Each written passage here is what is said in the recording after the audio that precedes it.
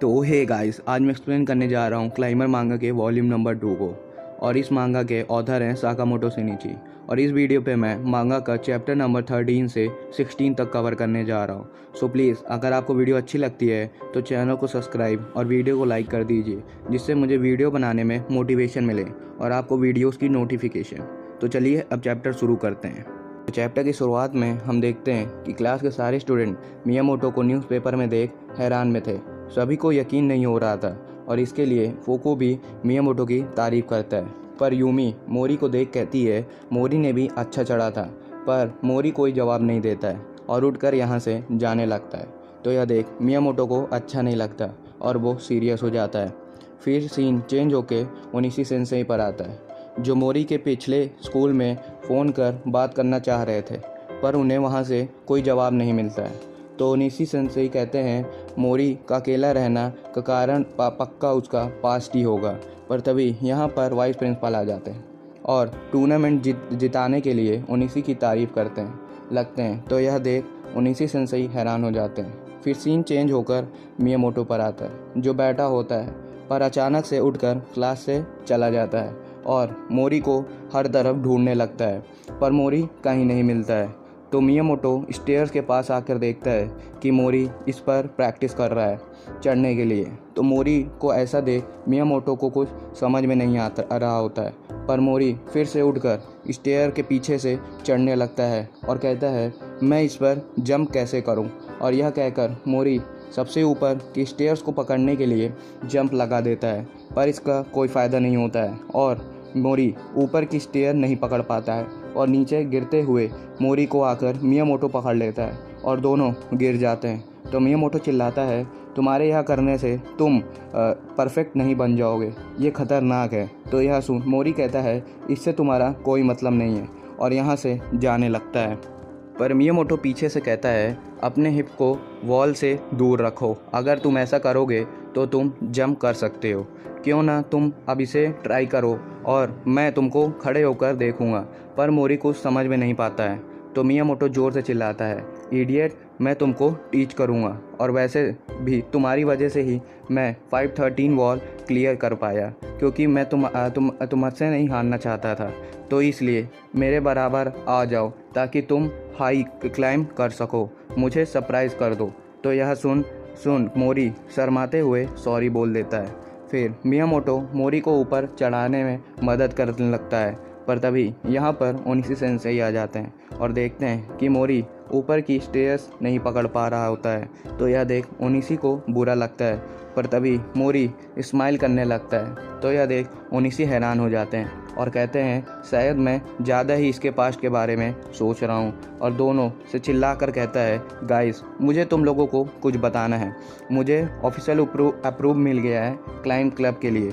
अब हमारे पास भी एक वॉल होगी और अब हम भी प्रैक्टिस कर सकते हैं और क्लाइंब कर सकते हैं। फिर नेक्स्ट चैप्टर में हम क्लाइंबिंग वॉल की बड़ी सी वॉल को देखते हैं। तो यह देख फूकू और भी एक्साइट हो जाता है प्रैक्टिस करने के लिए, और यूमी भी। फिर हम मोरी को देखते हैं जो वॉल को टच करने लगता है। तो पीछे से मियामोटो कहता है मोरी, अब तो तुम ये क्लब ज्वाइन करोगे ना। पर मोरी कहता है मैं क्लब स्टेप में ज़्यादा अच्छा नहीं हूँ। तो यह सुन मियामोटो कहता है ये उस स्टेयर से ज़्यादा अच्छा है, तो चलो अब क्लाइंब करो। फिर हम देखते हैं कि मोरी वॉल पर प्रैक्टिस करने लगता है और मियामोटो उसकी मदद करने लगता है, पर मोरी फिर से नीचे गिर जाता है। तो यह देख फूकू कहता है ये दोनों अचानक से एक साथ कैसे हो गए। तो यूमी देखती है कि दोनों को मज़ा आ रहा होता है क्लाइंबिंग करने में।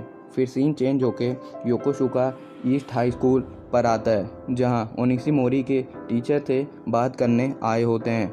तो मोरी के टीचर कहते हैं मैं चाहे कितने भी मेहनत कर लूं, पर वो बात ही नहीं करता था। तो ओनिशी सर पूछते हैं क्या स्कूल में कुछ हुआ था क्या।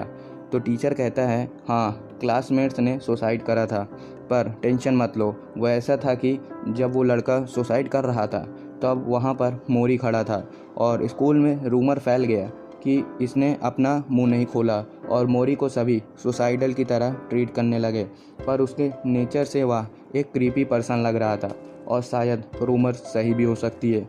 तो यह सुन ओनिशी सेंसेई खड़े हो जाते हैं और यहाँ से चले जाते हैं। फिर सीन चेंज होके क्लब पर आता है, जहाँ पर दोनों प्रैक्टिस कर थक चुके होते हैं, पर मोरी फिर से उठकर क्लाइंब करने लगता है। तो यह देख मियामोटो और सभी हैरान हो जाते हैं। पर तभी यहाँ पर ओनिशी आ जाते हैं और मियामोटो फुको से कहता है कि आखिर मोरी क्यों जंप नहीं कर पा रहा है। पर तभी एक स्टूडेंट से बॉल मिस हो जाती है और वो बॉल तेज़ी से यूमी की तरफ आ रही होती है और यह मोरी भी देख लेता है और दूर से ही तेज़ी से जंप मारकर बॉल को रोक देता है। यह देख ओनिशी सर कहते हैं मोरी इस मूव को फिर से ट्राई करो। तो यह सुन मोरी फिर से वॉल पर चढ़कर तेज़ी से ऊपर की तरफ हाई जंप कर देता है और ऊपर की टॉप को पकड़ ही लेता है।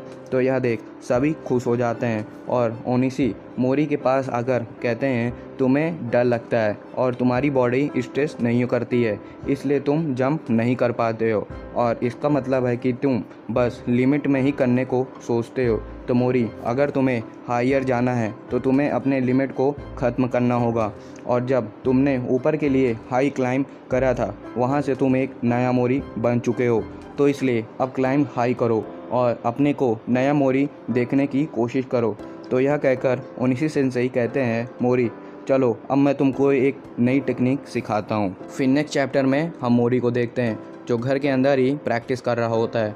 पर मोरी फिर गिर जाता है और अपने आप से कहता है आखिर मैं ये सब क्यों नहीं कर पा रहा हूँ और लगता है मैं कुछ नहीं कर सकता हूँ और अगर मैं कुछ नहीं कर पाऊँगा तो मैं एक्सप्लोड हो जाऊँगा।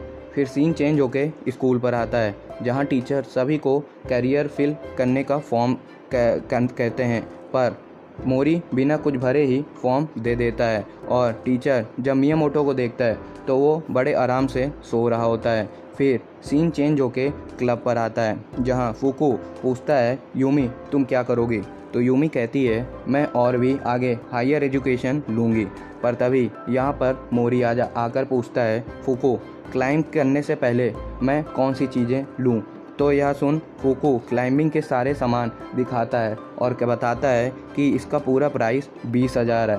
तो यह सुन मोरी कहता है मेरे पास यह सब नहीं है और यह कहकर मोरी यहाँ से चला जाता है। फिर आगे हम देखते हैं कि मोरी घर से जा रहा होता है घर की तरफ और तभी मियामोटो मोरी को देख लेता है और तुरंत ही मोरी के सामने उतर जाता है। तो मियामोटो को अचानक देख मोरी डर जाता है और मियामोटो मोरी का मजाक उड़ाने लगता है। पर मोरी पूछता है तुम क्या कर रहे हो। तो मियामोटो कहता है मैं जॉब कर रहा हूँ विंडो क्लीनिंग करने का। तो मोरी पूछता है क्लीनिंग क्यों। पर तो मियामोटो कहता है ये काम करने से मेरी ट्रेनिंग भी हो जा रही है और इसके लिए मुझे मनी भी मिल जा रहा है। तो मोरी पूछता है क्या ये काम करने से तुम्हें मनी मिल जा रहा है। तो मियामोटो हंसते हुए कहता है हाँ मुझे फ्रांस जाना है। मैं फ्रांस के रॉकी एरिया जाऊंगा जहां एक प्लेस है सियूस जहां पर रॉक्स माउंटेन लाइन से लगे हैं और ये माउंटेन वर्ल्ड क्लास हैं और बहुत ही डिफ़िकल्ट है और मैं वहां 1 मंथ के लिए क्लाइंब लगाकर हर एक माउंटेन क्लाइंब करूंगा और आखिर में मैं ग्रेड 5.15 जो वर्ल्ड मोस्ट डिफ़िकल्ट रूट है उसे भी क्लियर कर दूंगा और अभी तक किसी ने भी ये माउंटेन क्लियर नहीं करा है अपने सपने में भी। तो बताओ मोरी क्या ये कूल नहीं लगता है। ये करने से कॉलेज न जाना ज़्यादा अच्छा है। पर तभी मियामोटो का साथी ऊपर आने को कहता है तो मियामोटो मोरी से बाय कर ऊपर चला जाता है और यह सब सोचते हुए हमारा मोरी एक जगह पर पार्ट टाइम जॉब लेने आ जाता है। और फिर हम अगले दिन देखते हैं कि एक बिल्डिंग पर मोरी सामान को लेकर स्टेयर से ऊपर जा रहा होता है। फिर नेक्स्ट चैप्टर में हम देखते हैं कि सभी मिलकर क्लब ट्रिप के लिए माउंटेन पर जा रहे होते हैं। तो ओनिशी सेंसेई क्लब में मदद करने के लिए यूमी का थैंक्स करते हैं और कहते हैं इस ट्रिप का पूरा फंड मियामोटो ने दिया है तो सभी मियामोटो को थैंक्स करो। फिर हम फुतागो माउंटेन को देखते हैं जो 1165 मीटर है और इस माउंटेन को क्लाइंब करने के लिए बहुत रूट हैं पर ये जापान वाला रूट सबसे डिफ़िकल्ट रूट है। फिर हम देखते हैं कि सभी यहाँ पर पहुँचकर बहुत ही एक्साइट होते हैं क्लाइंब करने के लिए। तो ओनिशी सर कहते हैं सभी पहले क्लाइंब करने के लिए सेटअप कर लो। तो ओनिशी सर मियामोटो से कहते हैं जाओ यूमी की मदद करो रस्सी को फिक्स करने में और ओनिशी मियामोटो के पास आकर कहता है हम पार्टनर हैं मैं तुम्हारे बारे में सब कुछ जानता हूँ। फिर सीन चेंज होके मोरी पर आता है जो माउंटेन पर क्लाइम करना स्टार्ट कर देता है। तो नीचे से ओनिसी सर पूछते हैं, मोरी ऊपर से व्यू कैसा लग रहा है, क्या इंडोर से अलग है कि नहीं। तो मोरी ऊपर की तरफ देखने लगता है और कहता है, ये तो कमाल का है, ऐसा लग रहा है कि मैं स्काई में मेल्ट हो रहा हूँ। फिर सीन चेंज होके मियामोटो पर आता है, जहाँ यूमी कहती है, मियामोटो तुम बहुत ज़्यादा फास्ट जा रहे हो। तो मियामोटो यूमी का हाथ पकड़ अपने तरफ खींच लेता है और दोनों आगे जाकर बैठ जाते हैं। तो यूमी मियामोटो को टूर्नामेंट जीतने के लिए कांग्रेट्स करती है और कहती है, क्या तुम सच में फ्रांस जा रहे हो। तो मियामोटो कहता है, हाँ, पर तुम्हारा क्या। तो यूमी कहती है, मैं यहाँ पर बोर हो जाऊँगी, क्या मैं तुम्हारे साथ फ्रांस चल सकती हूँ। तो यह सुन मियामोटो कहता है, मैं समझ गया, तुम्हें फ्रांस चलकर वहाँ से ढेर सारे सामान खरीदने हैं। तो यह सब सुन यूमी नाराज़ होकर खड़ी हो जाती है और यहाँ से जाने लगती है। और आगे जाते हुए यूमी कहती है, क्या ये रास्ता सही है, मुझे शायद वापस जाना चाहिए। पर तभी यूमी का पैर स्लिप कर जाता है और यह आवाज़ मियामोटो भी दूर से सुन लेता है। फिर सीन मोरी पर आता है, जो माउंटेन पर क्लाइंब कर रहा होता है। तो यह देख फूकू कहता है, ओनिसी सर, हम ऐसे कब तक करेंगे। तो ओनिसी सर से कहते हैं, जब तक तुम लोग प्रोटेक्शन के लिए सारे सेटअप न सीख लो, ताकि तुम जब गिरो ना, तो ये हमारे लिए इम्पॉर्टेंट है। फिर सीन मियामोटो पर आता है, जो यूमी को आवाज़ लगा रहा होता है, पर यूमी कहीं नहीं दिख रही होती है। तो मियामोटो देखता है कि यूमी तो स्लीप कर यहाँ से गिर गई है। और यह देख मियामोटो तुरंत ही ओनिसी सेंसेई के पास फ़ोन लगाकर कहता है, यूमी खो गई है, शायद वो ट्रैक से स्लिप हो गई है। तो गाइस, यहीं पे क्लाइंबर मांगा का चैप्टर नंबर 16 ख़त्म होता है और आगे के चैप्टर मैं जल्दी लाऊंगा।